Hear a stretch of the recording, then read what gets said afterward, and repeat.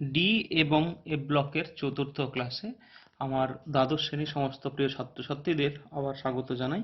এর আগের ক্লাসে আমরা দেখেছিলাম যে এই ল্যান্থানয়েড এলিমেন্টগুলোর ক্ষেত্রে সেরিয়াম থেকে লুটেশিয়াম পর্যন্ত, সেরিয়াম থেকে শুরু করে লুটেশিয়াম পর্যন্ত এলিমেন্টগুলোর যত পারমাণবিক সংখ্যা এক এক করে বাড়তে থাকছে, তত এদের পারমাণবিক এবং আয়নীয় ব্যাসার্ধ ক্রমান্বয়ে হ্রাস পেতে থাকছে। এই যে হ্রাস পাওয়ার ঘটনাকে আমরা বলেছিলাম ল্যান্থানয়েড সংকোচন। আজ আমরা পড়ব যে প্রথম প্রশ্ন আমরা শুরু করছি, সেই প্রশ্নটা হলো LaOH হোল 3 এর ক্ষার ধর্ম LuOH হোল 3 এর চেয়ে বেশি কেন? আমাদের প্রশ্ন, LaOH হোল 3 এর ক্ষার ধর্ম বেশি এবং LuOH এর ক্ষার ধর্ম কম কেন? তো আমরা এর আগে একটু আগে আমরা ল্যান্থানয়েড সংকোচন সম্পর্কে বললাম।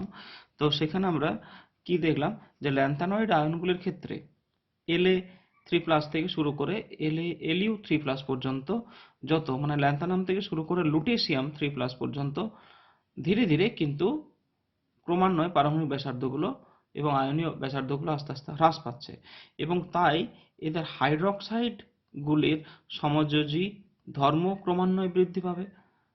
ঠিক আছে, পারমাণবিক এবং আয়নীয় ব্যাসার্ধ যত কমবে তত কি হবে, সমযোজী ধর্ম ক্রমান্বয়ে বৃদ্ধি পেতে থাকবে এবং আমরা জানি সমযোজী ধর্ম বাড়লে ক্ষার ধর্ম কমে। ঠিক আছে, এখানে আমরা যেমন একটু লিখে নিয়েছি যে আমরা এই যে ল্যান্থানাম থেকে শুরু করে লুটেশিয়াম পর্যন্ত যখন যাচ্ছিলাম সাইজ কি হচ্ছিল, কমছে এবং আমরা একটু আগে শিখলাম বা আমরা জানি যে যত ব্যাসার্ধ কমে যাবে তত সমযোজী চরিত্র বাড়বে এবং সমযোজী চরিত্র যত বাড়বে ক্ষার ধর্ম কমবে। এটা এখানে লেখা আছে যে ল্যান্থানয়েড আয়নগুলির ব্যাসার্ধ La3+ থেকে শুরু করে Lu3+ পর্যন্ত আস্তে আস্তে কমতে থাকে, দেখো হ্রাস পায়, তাই এদের হাইড্রক্সাইডগুলির সমযোজী ধর্ম ক্রমান্বয়ে বাড়বে। এখানে আমরা লিখলাম সাইজ হ্রাস, সমযোজী ধর্মের বিকাশ, সমযোজী ধর্ম বাড়তে থাকে এবং সমযোজী ধর্ম বাড়লে ক্ষার ধর্ম হ্রাস পায়। তাহলে ল্যান্থানাম এবং লুটেশিয়ামের ক্ষেত্রে La3+ এবং Lu3+ এর ক্ষেত্রে আমরা কি দেখলাম, সাইজ এর থেকে এর সাইজ কম হবে, এর কম হলে Lu3+ এর সাইজ যদি কম হয় সমযোজী ধর্ম বাড়বে এবং সমযোজী ধর্ম যদি বাড়ে ক্ষার ধর্ম হ্রাস পাবে। ফলে La থেকে যে হাইড্রক্সাইড আসবে সেটা হচ্ছে LaOH হোল 3 এবং Lu3+ থেকে যে হাইড্রক্সাইড আসবে সেটা হবে LuOH হোল 3। তাহলে কি দেখব যে ক্ষার ধর্ম কার কম হবে, ক্ষার ধর্ম হবে কম LuOH হোল 3 এবং LaOH হোল 3 ক্ষার ধর্ম হবে বেশি। সেজন্য আমাদের প্রশ্ন এখানে উত্তর হয়ে গেল যে LaOH এর ক্ষার ধর্ম LuOH এর চেয়ে বেশি কেন, সেটা আমরা দেখলাম। LaOH এর ক্ষার ধর্ম LuOH এর থেকে বেশি। আমাদের পরবর্তী প্রশ্ন, ল্যান্থানয়েড মৌলগুলির সবচেয়ে স্থায়ী জারণ স্তর কোনটি? মনে রাখবে ল্যান্থানয়েড মৌলগুলির ক্ষেত্রে সবচেয়ে স্থায়ী জারণ স্তর হলো +3। আমাদের ডি ব্লক এলিমেন্টগুলোর ক্ষেত্রে সবচেয়ে স্থায়ী জারণ স্তর ছিল যেমন +2, ল্যান্থানয়েড এলিমেন্টগুলোর ক্ষেত্রে সবচেয়ে স্থায়ী জারণ স্তর হবে +3। পরবর্তী আলোচ্য বিষয়, ল্যান্থানয়েড মৌলগুলিকে বিশুদ্ধ অবস্থায় পাওয়া কষ্টসাধ্য কেন? এর জন্য আমরা দুখানা কারণ আমরা আলোচনা করব যে বেশিরভাগ ল্যান্থানয়েড মৌলই +3 স্তরে যৌগ গঠন করে। আমরা একটু আগে দেখলাম যে ল্যান্থানয়েড মৌলগুলি সবচেয়ে সুস্থির জারণ স্তর হলো +3, তাহলে ল্যান্থানয়েড মৌলগুলি সবচেয়ে সুস্থির +3 স্তরে ম্যাক্সিমামগুলোই যৌগ গঠন করবে। 2 নম্বর, ল্যান্থানাইড আয়নগুলির ব্যাসার্ধের বিশেষ পার্থক্য থাকে না, তাই ওদের রাসায়নিক ধর্ম সাদৃশ্যপূর্ণ হয়। রাসায়নিক ধর্মের অতি সাদৃশ্যের জন্য ল্যান্থানয়েড মৌলগুলিকে পরস্পর থেকে পৃথক করা বা বিশুদ্ধ অবস্থায় পাওয়া খুবই কষ্টসাধ্য। তাহলে দুটো পয়েন্ট তোমাদের বললেই হবে যে বিভিন্ন রকম যে ল্যান্থানয়েড এলিমেন্টগুলো আমাদের ছিল, ল্যান্থানয়েড এলিমেন্ট যেমন সেরিয়াম বলো বা প্রাসিওডামিয়াম, নিওডাইমিয়াম, প্রমিথিয়াম, যেগুলোই আমরা বলবো তারা সবাই +3 স্টেটেই থাকছে এবং এদের ব্যাসার্ধের মধ্যে খুব একটা হেরফের হয় না, ঠিক আছে? তাই তাদের জারণ স্তরও একই রকম, ব্যাসার্ধগুলো যদি একই রকম হয় তাহলে তাদের ক্ষেত্রে একই রকম ধরনের যৌগ গঠিত হবে এবং তাদেরকে কিন্তু আলাদা আলাদাভাবে পাওয়া বা বিশুদ্ধ অবস্থায় পাওয়া কষ্টসাধ্য হবে। তাহলে +3 জারণ স্তর দেখলাম। আর একটা পয়েন্ট যেটা দেখছি, ল্যান্থানাইড আয়নগুলির ব্যাসার্ধের বিশেষ পার্থক্য থাকে না, তাই ওদের রাসায়নিক ধর্ম খুব সাদৃশ্যপূর্ণ হয়। রাসায়নিক ধর্মের অতি সাদৃশ্যের জন্য ল্যান্থানাইড মৌলগুলিকে পরস্পর থেকে পৃথক করা বা বিশুদ্ধ অবস্থায় পাওয়া খুবই কষ্টসাধ্য। এরপর আমাদের টপিক অ্যাক্টিনয়েড মৌল সমূহ। অ্যাক্টিনয়েড মৌল কারা? না, কোনো মৌলের পরমাণুতে ইলেকট্রন পূর্তি প্রক্রিয়া, মানে যখন আমরা ইলেকট্রন বিন্যাস যখন লিখব সেই সময়ে পার্থক্যসূচক ইলেকট্রনটি, মানে যে লাস্টে সব থেকে শেষে যে ইলেকট্রনটি আসবে সেই পার্থক্যসূচক ইলেকট্রনটি 5f উপকক্ষে কোথায় ঢুকছে মনে রাখবে, 5f। আমরা যখন ল্যান্থানয়েড এলিমেন্টগুলো দেখলাম তখন ওদের ক্ষেত্রে 4f এ ঢুকছিল, কিন্তু এখন আমরা অ্যাক্টিনয়েড মৌল পড়ছি তাই ওদের ক্ষেত্রে পার্থক্যসূচক ইলেকট্রনটি ঢুকবে 5f এ। 5f উপকক্ষে প্রবেশ করলে বলা হয় যে মৌলটি 5f সারি বা দ্বিতীয় অভ্যন্তরীণ সন্ধিগত মৌল।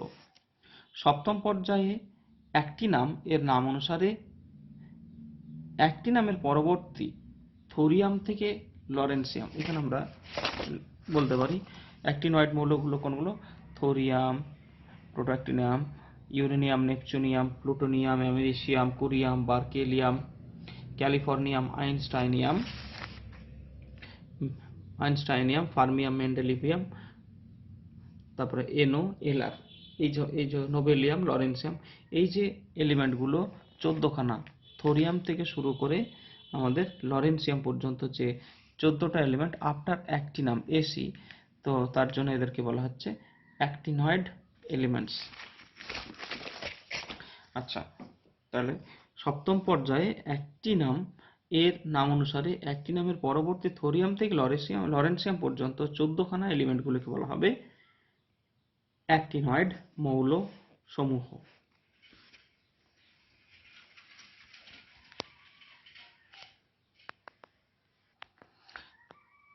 পরবর্তী প্রশ্ন অ্যাক্টিনয়েড মৌলসমূহের সাধারণ ইলেকট্রন বিন্যাস লেখো।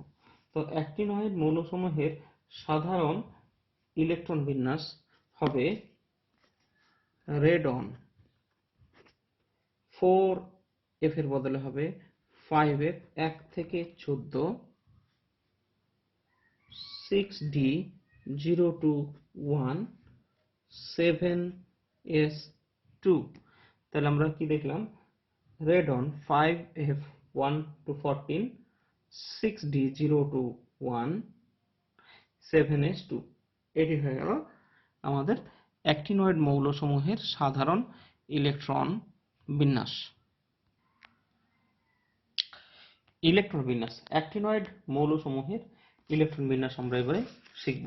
তো অ্যাক্টিনামের যে ইলেকট্রন বিন্যাস সেটা হচ্ছে, এগুলো আমরা কেন এত গুরুত্ব দিয়ে করছি না, আমাদের পরীক্ষাতে বলে দেয় যে লেখো এনপি নেপচুনিয়ামের ইলেকট্রনিক কনফিগারেশন লেখো, তো না শিখলে কিন্তু চলবে না। তাই তোমাদের গুরুত্ব দিয়ে এই যে 14 + 14 28টি এলিমেন্টের ইলেকট্রন বিন্যাস খুব মন দিয়ে শিখতে হবে। এখন এসি অ্যাক্টিনামের ইলেকট্রন বিন্যাস। রেডন সবার ক্ষেত্রে এটা কমন হবে, রেডন 6d1 7s2, ঠিক আছে। এখন রেডন এই যে অ্যাক্টিনামেরটা হয়ে গেল রেডন 6d1 7s2। এবারে আমরা থোরিয়ামেরটা শুরু করছি। থোরিয়ামেরটা মনে রাখবে, রেডন লিখে নিলে এরপরে 6d, এখানে কিন্তু f এ ইলেকট্রন ঢুকছে না, মনে রাখবে এখানে 6d2 7s2। পরবর্তী ক্ষেত্রে আমরা কি করব, PA প্রোটো অ্যাক্টিনামের ক্ষেত্রে আমরা লিখব রেডন 5f। এখানে প্রথম একখানা ইলেকট্রন ঢোকার কথা ছিল, তাহলে এখানে দুটা ইলেকট্রন থাকবে, তাই এটা কি হয়ে যাবে, এক এর জন্য এক আর এর জন্য এক, 5f2, তাহলে 6d হয়ে যাবে 17s2। দেখো প্রথম ইলেকট্রন, যেহেতু থোরিয়াম থেকে অ্যাক্টিনয়েড এলিমেন্ট এবং এফ ব্লক এলিমেন্ট শুরু হচ্ছে, তাই থোরিয়ামে 5f1 হওয়ার কথা ছিল, কিন্তু তা না হয়ে কি হয়ে গেল 6d, এফ এ না ঢুকে ডিতে ইলেকট্রনটা দেখো 6d এর পরে 6d1 এর থেকে 6d2 হয়ে গেল, অর্থাৎ এফ এ না ঢুকে এখান না ঢুকে 6d তেই ঢুকলো। তো পরের ইলেকট্রনটা যখন আমরা আসবো থোরিয়ামের পর প্রোটোঅ্যাক্টিনামে, তখন ওই ইলেকট্রনটা এফ এ ঢুকছে, এখানে যেটা একটা বাড়তি এক আর একে দুই, 5f2 61 7s2।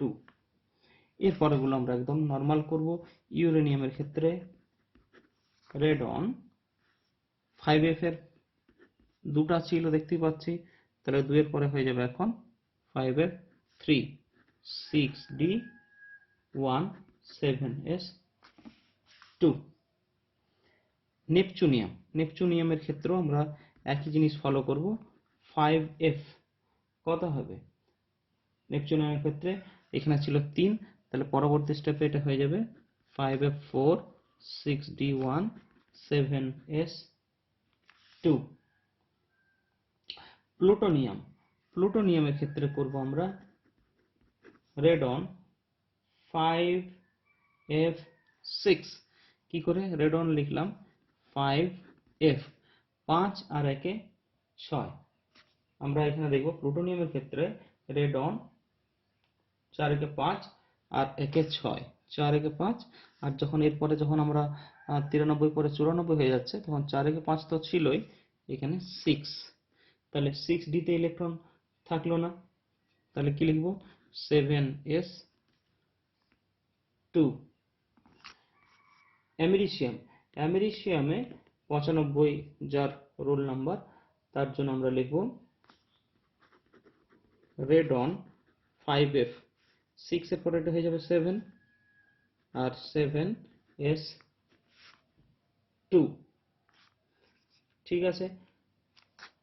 Curium 96 atomic number, কুরিয়ামের জন্য আমরা আবার এটাকে f7 রেখে পরে d তে একখানা ইলেকট্রন আমরা দেব, তাহলে এটা হয়ে যাবে রেডন। আমরা 5f টিকে স্টেবল রাখার জন্য, সুস্থির করার জন্য 5f7 6d1 7s2। এখানে এইটাতে যে সাথে করে এটা 8 হতো, কিন্তু এটাকে হাফ ফিল্ড রাখার জন্য কি হলো, একখানা ইলেকট্রন 6d তে চলে গেল। 97 বার্কেলিয়ামে আমরা দেখব রেডন 5f, এখানে কিন্তু আর ডি আমরা লিখব না, আমরা কি করে নেব 7 একে 8, আর পরবর্তী যখন এক নিচে আসছে এক বাড়বে, তাহলে 5f9 7s2। ক্যালিফোর্নিয়ামে আরো এক বেড়ে যাবে রেডন 5f 9 একে 10 7s2। আইনস্টাইনিয়ামে হয়ে যাবে রেডন 5f, এক বেড়ে যাচ্ছে, তাহলে হয়ে যাবে 11 5f 11 7s2। ফার্মিয়াম একই রকম ভাবে রেডন 5f 11 একে 12 7s2। মেন্ডেলিভিয়ামে রেডন 5f, আরো 100 এর পরে 101 ঢুকে গেল, তাহলে 12 যুক্ত 1 13 7s2। নোবেলিয়াম রেডন 5f 13 একে 14 7s2। আবার এখানে তো আবার একখানা ইলেকট্রন বাড়ছে, তো এফ এ তো 14 এর বেশি ইলেকট্রন আমরা দিতে পারবো না, তাই আমরা কি করব রেডন 5f 14 রাখবো, 6d1 7s2। তাহলে এখন আমরা যেগুলো শিখলাম সেগুলো হলো ইলেকট্রন বিন্যাস ফর অ্যাক্টিনয়েড এলিমেন্টস। পরবর্তী প্রশ্ন, অ্যাক্টিনয়েড মৌলসমূহের সব থেকে স্থায়ী জারণ স্তর কত? এটা মনে রাখবে, যেমন আমরা ল্যান্থানাইড বা ল্যান্থানাইড মৌলগুলির ক্ষেত্রে যেটা আমরা দেখলাম +3, এদের ক্ষেত্রেও অ্যাক্টিনোয়েড মৌলগুলোর ক্ষেত্রেও সব থেকে স্থায়ী জারণ স্তর হবে +3। এরপর আমরা একটা প্রশ্ন আলোচনা করতে পারি যে কপার 2+ এবং কপার প্লাস এবং কপার 2+ এর মধ্যে কোনটি রঙিন এবং কোনটি বর্ণহীন? এর মধ্যে কোনটি রঙিন এবং কোনটি বর্ণহীন? এরকম যদি আমরা প্রশ্ন করি, তাহলে এরকম প্রশ্ন হলে তোমরা প্রথমে ইলেকট্রন বিন্যাসে চলে যাবে। যে এলিমেন্টটা দেবে তার ইলেকট্রন বিন্যাস প্রথমে বার করে, যখন কপার প্লাস, তার জন্য কপারের ইলেকট্রন বিন্যাস কি আছে? কপারের অ্যাটমিক নাম্বার 29, তাহলে এটা হবে আর্গন 3d 4s1 3d 10। ঠিক আছে, তাহলে কপার প্লাসের যদি আমরা করি তখন আমরা কি দেখব? আর্গন 3d, একটা ইলেকট্রন 4s থেকে চলে যাবে, তাহলে 3d 10 হয়ে যাবে। আর যদি কপার 2+ এর ইলেকট্রন বিন্যাস করি তখন কি দেখব? দুখানা ইলেকট্রন বেরিয়ে যাবে, এখান থেকে একখানা, 4s থেকে একখানা, 3d থেকে একখানা, তার মানে হয়ে যাবে আর্গন 3d 9। এইটি ভালো করে শিখতে হবে যে কপার প্লাসের ক্ষেত্রে ইলেকট্রন বিন্যাস হয়ে গেল 4s এর 0, একটা ইলেকট্রন থাকলো না, তাহলে আমরা লিখলাম না। কিন্তু এখানে যখন 2+ করছি তখন দুটা, একটা প্লাস করলে একটা ইলেকট্রন চলে যাবে, দুটা প্লাস থাকলে দুটো ইলেকট্রন চলে যাবে।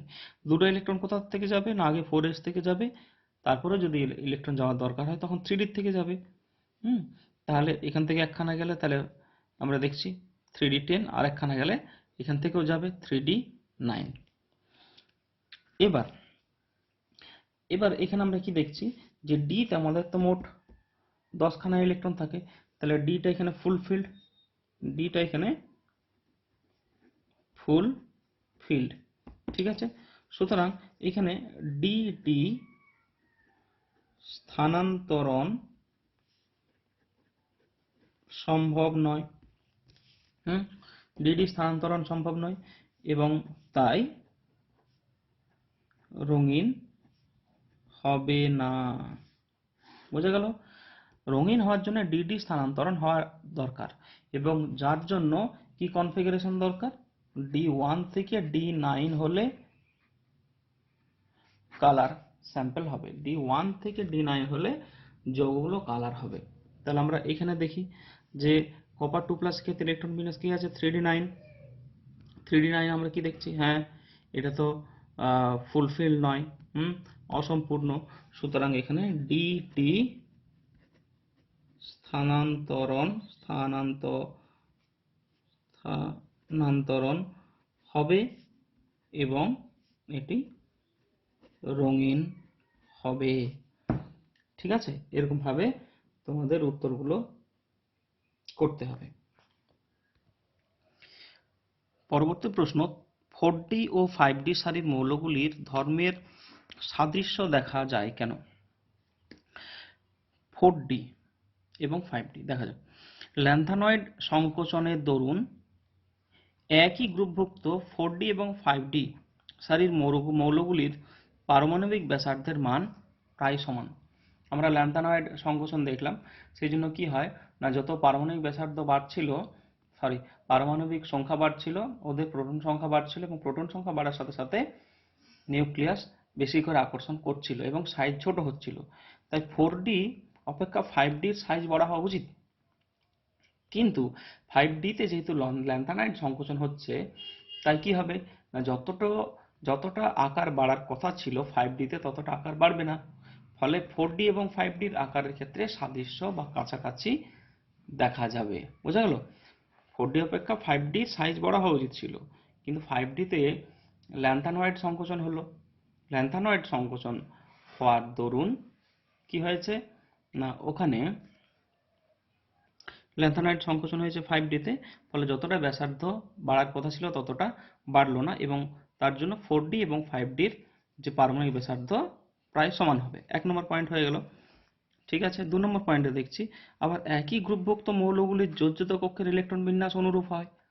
হ্যাঁ, আমরা দেখেছি যে স্ক্যান্ডিয়াম এর যেমন ইলেকট্রন বিন্যাস আমরা দেখেছি। আমরা ছোট করে যদি এখানে লিখি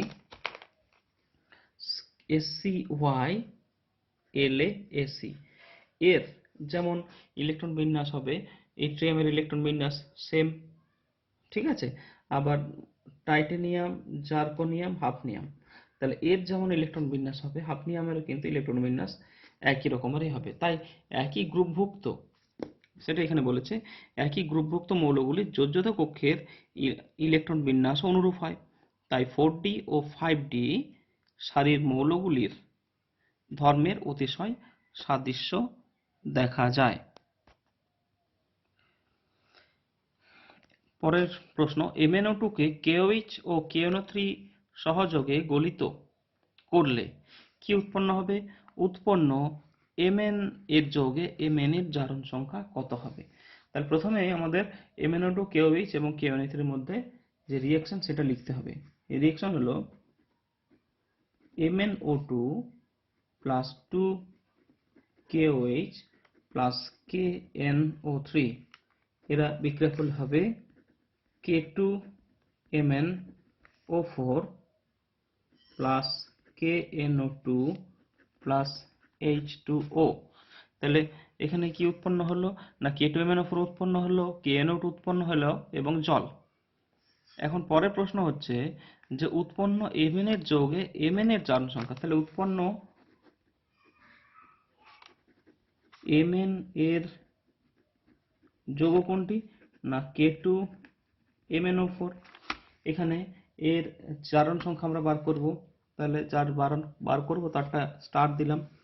তাহলে কি হচ্ছে 2 ইন্টু প্লাস 1, প্লাস 1 কেন না পটাশিয়াম সবসময় প্লাস 1 হয়, প্লাস Mn এর জন্য x ধরলাম, plus 4 into minus 2 equals to 0, 2 plus x minus 8 equals to 0, তাহলে x minus 6 equals to 0, x সমান প্লাস 6।